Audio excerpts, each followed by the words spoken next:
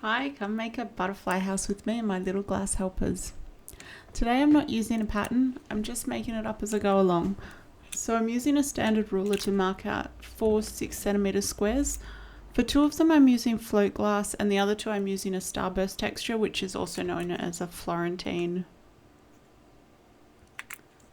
I just mark out the dots of 6cm and run the score along there before breaking. Oh, and well, that happens. So moving on, I finish that cut off camera and move on to the Florentine.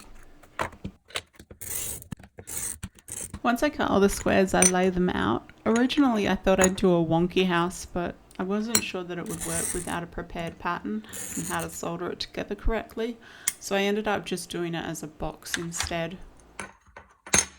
For the roof, I know that I want to use the angle kit to help solder my angles, so I use one of the cards as a stencil for I don't know what the triangle bit on the house is called. I think it might be the pitch, so let's call it the pitch piece. And I draw the triangles using the stencil and cut them out.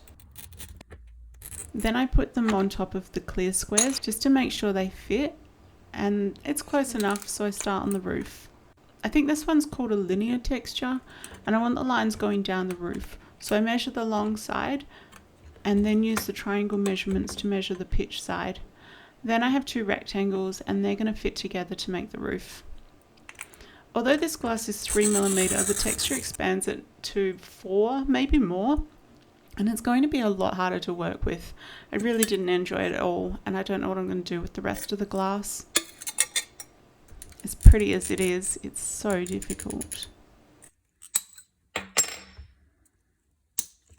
And now, what is a butterfly house without a butterfly? Honestly, I don't even know what to call this thing. I'm just in a butterfly mood at the moment, so I guess the house just seemed a bit boring, so I'm sticking a butterfly on it or inside it. I don't really know where it's going to go, but it needs a butterfly. So I drew up a quick pattern for the butterfly, and rather than draw both sides, which would have been the smart way, I cut the glass once on the good side and once on the bad side so that my butterfly would be right in the end. Then I used a paint pen to mark the lines so that I could grind up to them. I'm using this approach because the glass is so fiddly when using scraps like this, and I just think it'll be easier than doing more scores or nibbling. Now I grind the pieces quickly just to neaten them up. The float could have gone without it, but the heavy textures tend to have a lot of sharp edges that can tear the foil, so I want to smooth those over. Then I dunk them in soapy water and dry the pieces well, ready for foiling.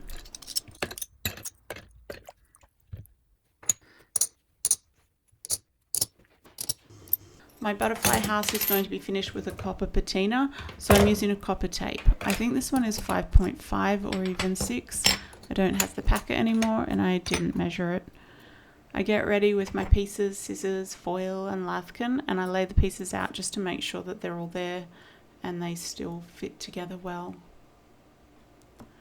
I start with the linear texture and wrap it in the standard way, but the foil isn't going over the widest part of the glass, and I also can't wrap it into the curves.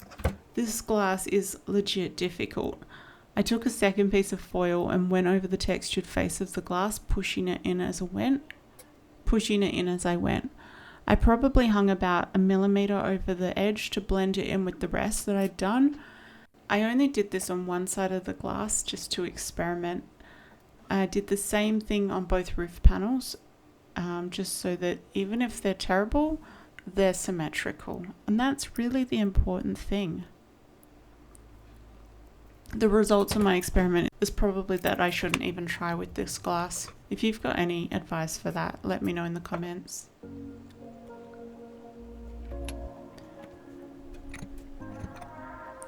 Then I wrapped all the other pieces with a big sigh of relief. I like to listen to a podcast as I go with this bit. I absolutely love Chat 10 Looks 3, so I listened to their latest release.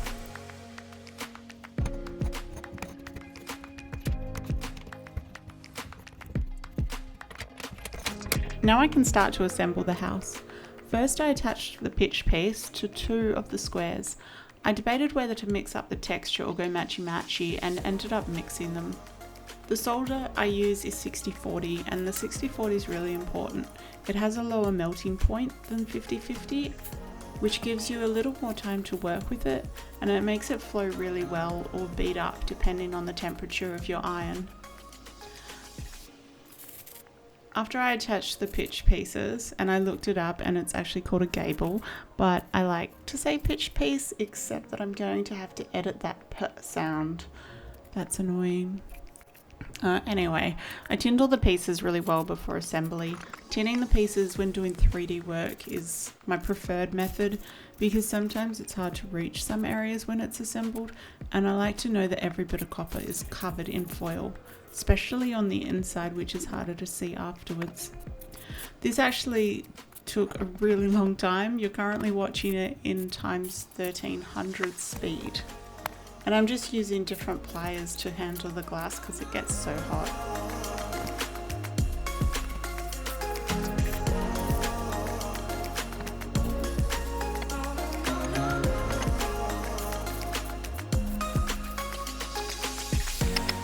Now it's time to whip out the angle helper and insert the square cards. I place the steel rod along them and place the walls on each side. Now the reason for the steel rod is that it holds the glass in such a way that the inner corners get aligned. It's not necessary for some of the wider angles like the octagon, but I always use it for the square. It just creates the angle that I want.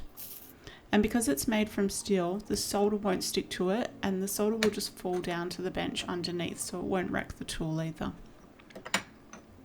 Now I run the solder down the joint and do the same to the other walls. I was very alert to the fact that I would have to get the walls the right way round so that the pitch matched. If not, the roof would not be able to go on. It would just be so totally me to get it wrong. Once I joined the walls, I swapped to the heptagon angle that I used for the stencil that created the roof. So I put the side with the extra solder on the top of the roof because I thought it would look like some sort of cool capping on the roof. It kind of worked, but it was also a bit too thick. And I should have done the other sides because the solder was pulling away from the glass where it wasn't going over the edge of the texture, where it wasn't wrapped to the face of the glass.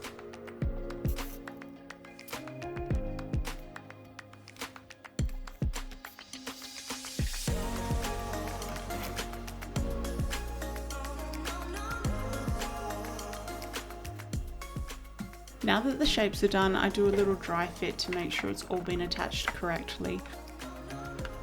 And yeah, it's good enough. So I get the angle kit back to help hold the solder lines horizontal to the bench, which is going to allow me to get more solder beading on those edges. And I put my house in, aligning the floor and join them together. Then I turn it over, solder the other side, and just finish off all the joints so that I get some nice solder lines.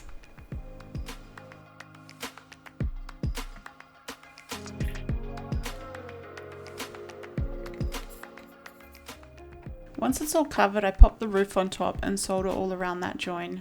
I neatened up a few of the other joins and then cleaned it up. When using copper patina, it really shows every bad solder line.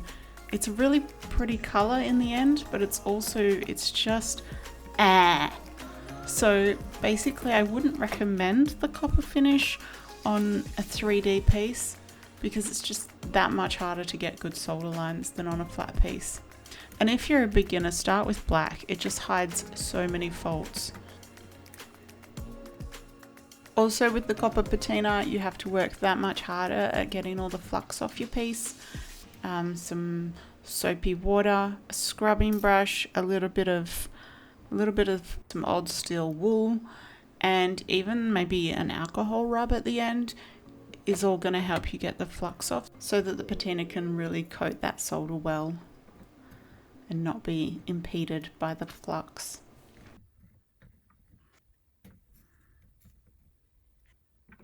After a clean, I put the house in the sun to dry. It was a gorgeous sunny winter's day. and I had to drag myself back to the studio to finish the piece. I donned my protective gear and wiped patina all over.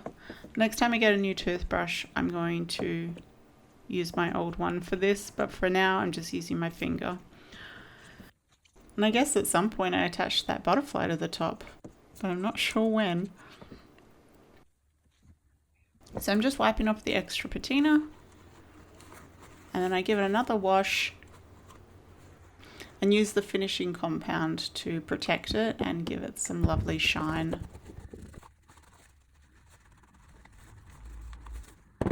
Give it a really good buff after it's dry. And then back outside to get some final photos.